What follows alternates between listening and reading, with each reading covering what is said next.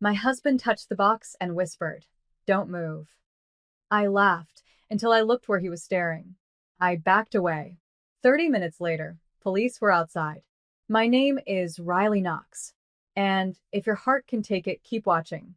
How do you love someone who might be trying to kill you? The box was wrapped in plain brown paper, the handwriting weirdly neat. He said it smelled like chemicals. I thought he was joking until I saw his face. His eyes locked on a thin wire poking from the corner like a vein. The moment he yelled, I dropped the knife I was holding. The one I'd just used to cut our anniversary cake. I couldn't speak. I couldn't move. My husband, Evan, had already backed halfway into the hallway, hand outstretched like I was a hostage. He told me to get out of the house. I ran. He didn't. Instead, he called someone, not 911, and started whispering. I heard only a few words. She opened it. Not yet. Looks real. The word she stopped me cold. She, not we. Sirens came fast. The street was full of lights. I sat on the neighbor's lawn with shaking hands while the bomb squad stormed in. The package was evacuated and detonated off-site. Inside, a real explosive. Homemade. Trigger-rigged to open. But that wasn't the only thing the police found. Inside our house, hidden in the back of Evan's closet, was another package. Same wrapping. Same handwriting. But this one was addressed to me. From me. Only I never wrote it. Never mailed it. I didn't even know it existed. And when they opened it, what was inside was so twisted, one of the officers vomited on our front steps. But what wrecked me most wasn't the content. It was the photo tucked inside. Of me. Sleeping. Timestamped 2 nights ago. Someone was inside our home. Watching me. And Evan wasn't nearly as surprised as he should have been. They questioned me for hours like I was the one who planted it. And Evan? He played the panicked husband perfectly. Hands shaking. Voice breaking. Said he barely held it together when he saw the wires. Even asked for a glass of water mid-interview, the kind of theatrics you see in courtroom dramas. But me? I couldn't cry. Couldn't fake fear. I was numb. Suspicious. Because in my gut, something already felt wrong. The second package, the one hidden in our closet, had old photos. Printed. Grainy. All of me. Me brushing my teeth. Me changing. Me in the shower. Someone had been watching me for weeks. And Evan's first reaction wasn't rage or terror.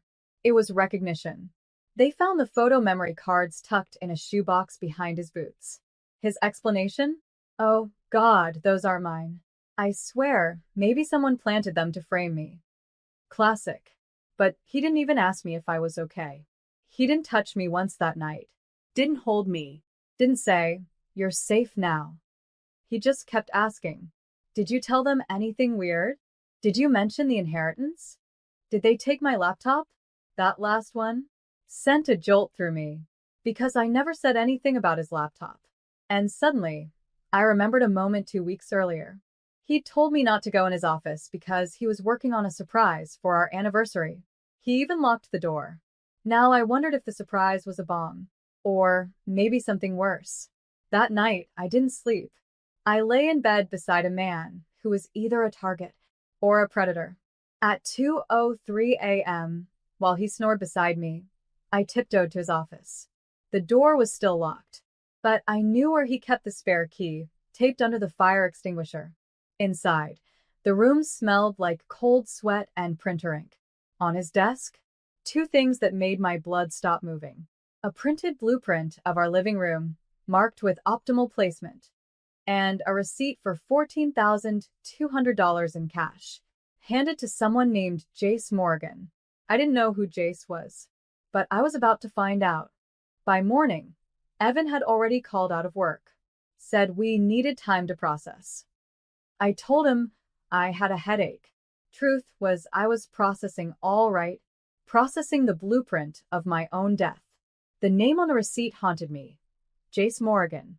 It wasn't a name I recognized. Not a coworker. Not a friend. Not family. So I did what every woman does when she's on the edge of panic and truth. I searched, found his name in my husband's emails, buried deep in the trash folder, months old. Subject line: We're square. No loose ends. The body of the email? A photo of me at the gym. And a Venmo handle. I clicked. Jace had a public profile. His bio read: private security, surveillance, discreet work. No questions. And under his transactions? April 3rd, $3, 500, Blueprint Recon.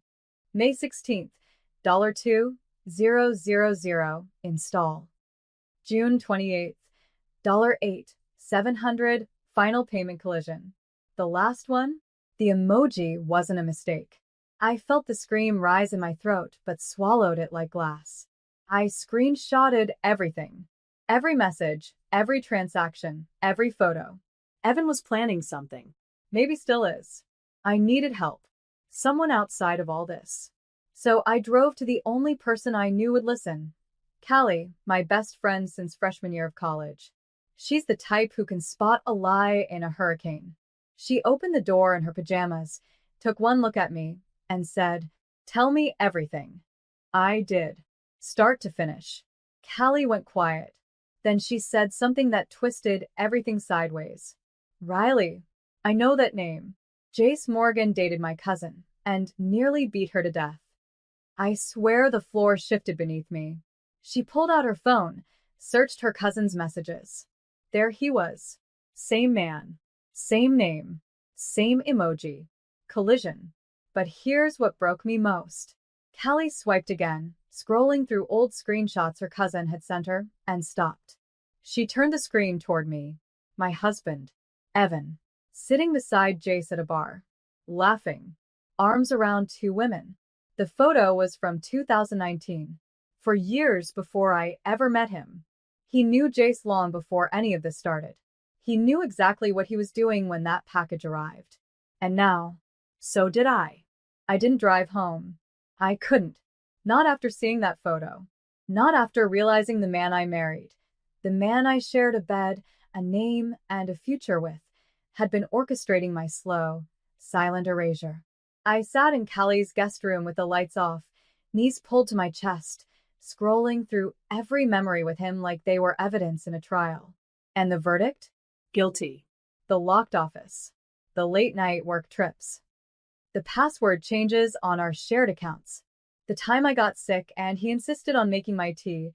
The same day I passed out in the shower and woke up with a bruise the shape of a doorknob. Back then, he said I slipped. Now I wonder if he watched. I pulled out my laptop and logged into the home security app. He didn't know I had it synced to my cloud. I downloaded the last 90 days of footage. Camera angle, hallway. Date, June 28th, the night of the final Venmo payment. At exactly 3:14 a.m., Evan walked down the hall holding a box.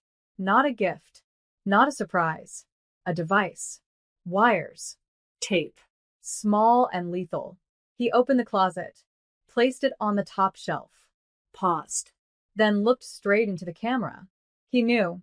He stared for 5 full seconds and smiled. I dropped the laptop. I couldn't breathe, couldn't blink, couldn't move. That look wasn't panic. It wasn't hesitation. It was a countdown. And suddenly, I realized what today was. July 7th, the day after our anniversary, which meant the first bomb was never meant to kill me. It was a rehearsal, a test to see what I'd do, how I'd react, who I'd run to. And if he knew I'd found Jace's name, then he was already planning the real one. That's when my phone buzzed. A text from Evan. "Come home. We need to talk. Don't make me come find you." I stared at the screen, my fingers trembling, my mouth dry. And for the first time in this whole nightmare, I whispered out loud, "He's going to kill me." Callie heard, and she didn't hesitate. She grabbed her car keys and said, "We're going to the cops. Now." But we didn't make it, because when we opened the front door, Evan was standing on the porch. He stood there like he owned the night, clean-shaven, calm, holding flowers, roses, the same kind he gave me the night we got engaged. But this time, there was a shadow in his eyes, something coiled and waiting. Callie stepped in front of me, blocking his view. What the hell are you doing here, Evan? She said, arms crossed, voice steel. He smiled. Not nervous. Not apologetic. Charming. Calculated. I just want to talk to my wife, he said, eyes flicking to me. That's not a crime, is it? Callie didn't move. She's not going anywhere with you. He laughed, soft, patronizing. Riley, you're really gonna hide behind your little friend like this? I stepped forward, shaking but firm. You lied to me, I said. I saw the footage. I saw you plant it. His face didn't even twitch. No shock. No fear. Just that damn smile. Footage can be faked, he said. Memories can be twisted. But marriage? That's real. He took a slow step toward me. And that's when Callie pulled out her phone and hit record. Say that again, she snapped. I want it on video. Evan froze. A flicker, the first crack in his mask. Then, fast as a switch, his voice changed. Lower. Tighter. Controlled. You think this is smart, Callie? You think recording me's going to save her? He looked at me again, eyes cold now. You're making this worse than it has to be, Riley. You don't know what's coming. I stepped back. He stepped forward. Then Callie did something I'll never forget. She raised her voice and screamed, I'm live streaming this. Say hi to the cops, Evan. She wasn't. But he didn't know that. He backed off like she'd pulled a gun. You'll regret this, he said, backing down the steps. Both of you. Then he walked away. Just walked. Callie locked the door behind him, heart pounding loud enough for both of us. He's escalating, she whispered. That wasn't goodbye. That was a warning. I nodded. Then I looked at her and said the words that sealed everything. I'm not running anymore. Because if Evan wanted a war, he just found out who he married. The next morning, the house felt suffocating, like walls closing in, shadows stretching longer than they should. I barely slept. Every creak, every distant sound spun my nerves tighter. Callie helped me pack a small bag. Essentials. Phone charger. A change of clothes. We're going to a safe house, she said, voice steady. Friends of mine, off the grid. I nodded, but my mind raced. Who else knew? How deep was this web? I wasn't just a target. I was a chess piece in a game I never agreed to play. Later, as we drove away from the neighborhood, I called the one person I hoped could help. My mom's best friend, Linda. Linda had been a quiet presence after my mom died, always sending postcards, checking in, like she was guarding some secret I wasn't ready to hear. Her voice was calm, but firm. You're in danger, Riley. Not just from Evan. I swallowed hard. Who else? She paused. There's someone else watching. The line went dead. I sat in silence for minutes. And then my phone buzzed. A text from an unknown number. Stop digging, or you'll lose more than you love. I showed Callie. Her eyes darkened. That's not just a threat. It's a promise. We spent the next hours piecing things together. The package, the photos, the bomb. It all pointed to someone who wanted me out of the picture entirely. But why? And what did my mom have to do with it? The answer hit me like a freight train. My mom hadn't just disappeared 2 years ago. She had been involved in something dangerous. Something that Evan was now tied to. I realized I was standing on the edge of a legacy of lies and violence.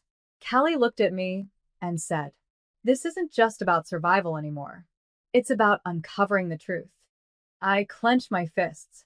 And for the first time since this nightmare began, I felt something fierce burning inside. I was done being afraid. Callie and I spent days tracing my mom's past, digging through old letters, photos, and emails she'd left behind. What we found shattered everything I thought I knew.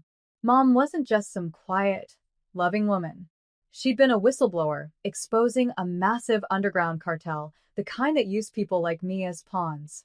People she trusted, people like Evan. I stared at a photo of Mom standing next to a man I never met. Tall, cold eyes, the same name popping up everywhere.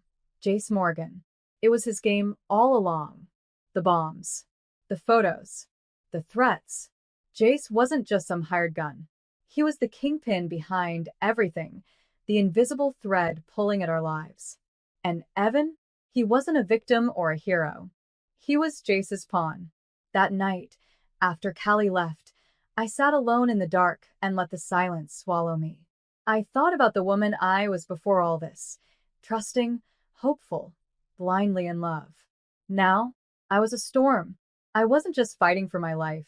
I was fighting to finish what my mom started, to take down Jace, to make Evan pay for the lies, and most of all, to survive. Because sometimes the hardest battles are the ones you fight inside. I set the trap. I called Evan, told him I wanted to meet, alone, no games. He showed up, calm but guarded. The last place he expected was the old warehouse by the docks. Lights flickered, shadows danced. I wasn't afraid anymore. I had the police watching from a distance, Callie with me, and a plan sharp enough to cut through years of deception. He tried to bluff, charm, threaten. But I held up a folder filled with evidence, emails, photos, payment records linking him directly to Jace. His mask cracked. He lunged. But the cops were faster. Handcuffs clicked. Justice was loud and clear. As they led him away, I looked at the setting sun, the horizon bleeding orange and red, like the closing of a brutal chapter. I whispered to the wind, "Thank you, Mom. I finished it."